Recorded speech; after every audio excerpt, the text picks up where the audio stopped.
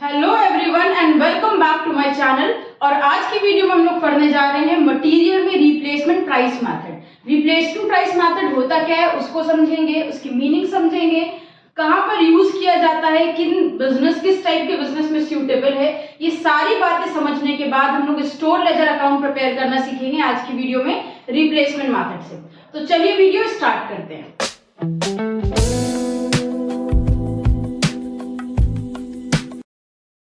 तो यहाँ पर ध्यान रखना है आपको, रिप्लेसमेंट प्राइस मेथड और मार्केट प्राइस मेथड दोनों सेम होते हैं। एक ही मेथड के दो अलग अलग नाम होते हैं, चाहे आप रिप्लेसमेंट प्राइस मेथड बोल दो चाहे उसको मार्केट प्राइस मेथड बोल दो। तो एग्जाम में अगर आ जाए तो कंफ्यूज मत होना, यही मेथड यूज करना, भले ही मार्केट प्राइस बोले या रिप्लेसमेंट प्राइस बोले। अब यहाँ पर फर्स्ट पॉइंट में कह रहे हैं कि replacement price is the market price on the date of issue. Replacement price होती क्या है? जिस दिन आप मटेरियल को स्टोर में इशू कर रहे हो उस दिन जो मार्केट में रेट चल रहा है आपके मटेरियल का, वही आपकी मार्केट प्राइस या रिप्लेसमेंट प्राइस कहलाती है। तो जिस दिन आप मटेरियल को इशू कर रहे हो उस दिन की जो प्राइस होगी वही आपकी रिप्लेसमेंट प्राइस कहलाएगी। देन सेकंड पॉइंट में यहाँ पर कह रहे हैं this method is used when it is designed to reflect current price in cost. Current price in cost, ठीक है। तो ये ध्यान रखना कि ये मेथड कब सूटेबल होता है, जब आपको अपना जो स्टोर लेजर अकाउंट प्रिपेयर कर रहे हो उसे कॉस्ट प्राइस पर, यानी जिस प्राइस पर आपने मटेरियल खरीदा है उस प्राइस पर आपको नहीं शो करना है, बल्कि कॉस्ट की प्लेस पर आप मार्केट प्राइस शो करना चाहते हो, देन ये मेथड सूटेबल होता है। तो रिप्लेसमेंट मेथड कब यूज करती है कंपनीज? जब उनको मार्केट प्राइस पर अपने अकाउंट्स प्रिपेयर करने होते हैं, स्टोर लेजर प्रिपेयर करना होता है, तब वो रिप्लेसमेंट प्राइस मेथड को यूज करती हैं। देन थर्ड पॉइंट में कह रहे हैं it is most suitable for business that buy large quantities of material in advance of requirement to take advantage of cheap prices. ये उन कंपनीज के लिए बहुत सूटेबल होता है और ज्यादातर वही कंपनीज इस मेथड को यूज करती हैं जिन्हें बहुत ज्यादा क्वांटिटी में मटेरियल खरीदना होता है इकट्ठा।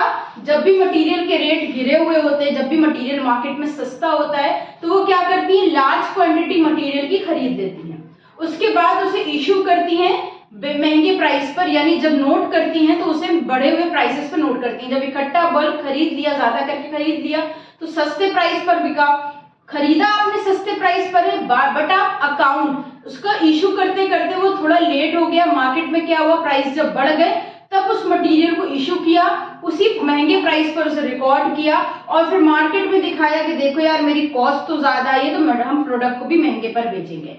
तो जो कंपनीज ज्यादा क्वांटिटी में मटेरियल सस्ता प्राइस होने की वजह से खरीद लेती हैं उन कंपनीज में ये मेथड सूटेबल होता है। देन फोर्थ पॉइंट में कह रहे हैं this method is suitable for tenders और कोटेशन। ऐसे बिजनेस जहां पर आप टेंडर्स निकालते हो, कोटेशंस करते हो, वहां पर ये मेथड सूटेबल होता है। तो उम्मीद है आपको रिप्लेसमेंट प्राइस मेथड होता क्या है समझ में आ गया होगा। सिंपल सा मार्केट प्राइस मेथड है।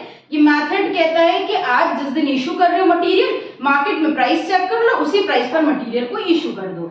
ये मेथड कहाँ पे सूटेबल होता है? ऐसी फैक्ट्रीज, ऐसी फर्म्स जो महंगे प्राइस पर मटेरियल ना खरीद कर चीप प्राइस होने पर इकट्ठा मटेरियल खरीद कर रख लेती हैं, उनके लिए ये सूटेबल होता है। तो अब चलते हैं स्टोर लेजर अकाउंट की तरफ और देखते हैं स्टोर लेजर अकाउंट किस तरह से प्रिपेयर करना है रिप्लेसमेंट प्राइस मेथड से। तो यहाँ पर हम लोगों के सामने रिप्लेसमेंट मेथड का एक क्वेश्चन है जिसमें स्टोर लेजर प्रिपेयर करना है। क्वेश्चन में कह रहे हैं प्रिपेयर स्टोर लेजर अकाउंट 2023 की जनवरी मंथ की इंफॉर्मेशन दी हुई है। 1 जनवरी को ओपनिंग स्टॉक है, फिर 8 जनवरी को परचेज किया है, 12 को परचेज किया है, 20 को परचेज किया है, 25 और 28 को ये इशू कर रहे हैं कुछ यूनिट्स, और लास्ट में दिया हुआ है replacement cost per unit is 8 rupees. Replacement cost का मतलब है कि ये हमारी मार्केट प्राइस है, मार्केट कॉस्ट, मार्केट प्राइस, ठीक है।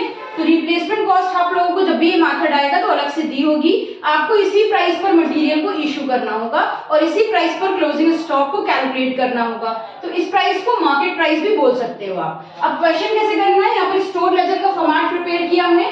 सबसे पहले हेडिंग डाली स्टोर लेजर अकाउंट, ब्रैकेट में मेंशन किया मेथड का नाम कि किस मेथड से सॉल्व कर रहे हैं। उसके बाद फर्स्ट कॉलम अपने पेज पे हमने बनाया डेट का, बचे हुए पेज को हमने 3 पार्ट में ब्रेक कर दिया।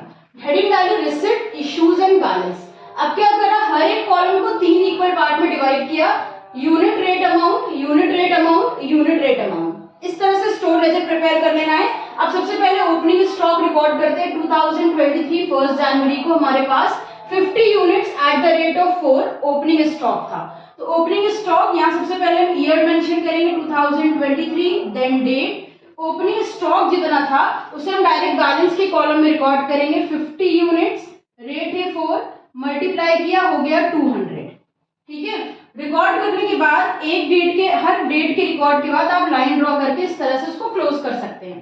देन 1 जनवरी के बाद 8 जनवरी को हम परचेज कर रहे हैं 175 units at the rate of 5 unit. 175 units खरीद रहे हैं, तो यहाँ पर हम लिखते हैं 8 जनवरी, परचेज कर रहे हैं तो परचेज के कॉलम में लिखेंगे 175 मल्टीप्लाई करेंगे 5 से, ये हो गया 875।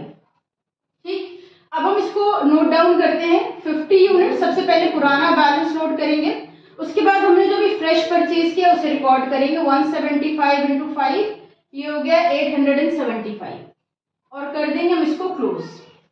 8 जनवरी के बाद फिर 12 जनवरी को खरीद रहे हैं 50 यूनिट 6 रुपीज के रेट से, तो फिर से परचेज के कॉलम में लिखेंगे हम 12 जनवरी, डेट डाली, 50 यूनिट्स ले रहे हैं, रेट हो गया हम लोगों का 6 रुपीज, 50 इंटू 6 मल्टीप्लाई किया हो गया 300। बैलेंस कैसे नोट करेंगे, पहले पुराना वाला जो बैलेंस है जो ऑलरेडी हमारे पास मटेरियल है उसे नोट करेंगे, उसके बाद हम लोगों ने जो फ्रेश परचेज किए 12 जनवरी को लास्ट में उसको नोट करेंगे। 50 यूनिट 6 रुपीज के हिसाब से ये हो गई 300 और नोट करने के बाद हम इसे क्लोज कर देंगे।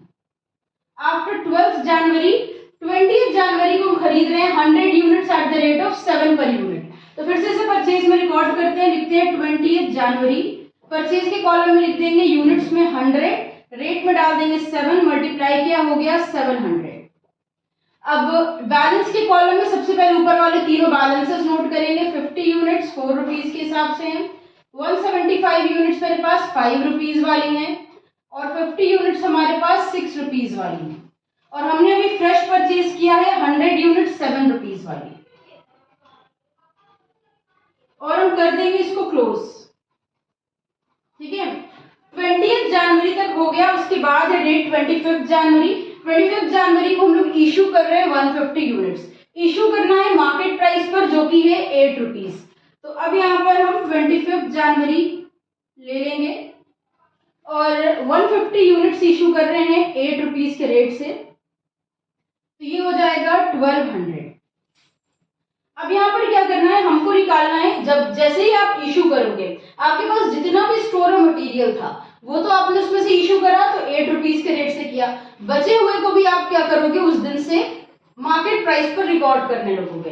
तो यहाँ पर यूनिट जरा देखो कितनी थी, 50, 175, 50 और 100, ये मेरे पास थी 200, 300, 375 यूनिट्स मेरे पास अवेलेबल थी, जिसमें से हमने इशू कर दी है 150 यूनिट्स।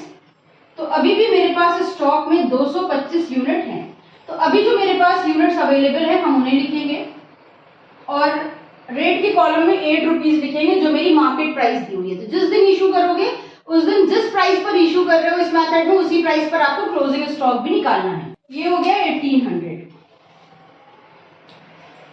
25 को रिकॉर्ड कर लिया, उसके बाद 28 को हम लोग 75 यूनिट्स इशू कर रहे हैं, तो 28 जनवरी इशू के कॉलम में लिख देंगे 75 यूनिट्स में, ये हो गया 600।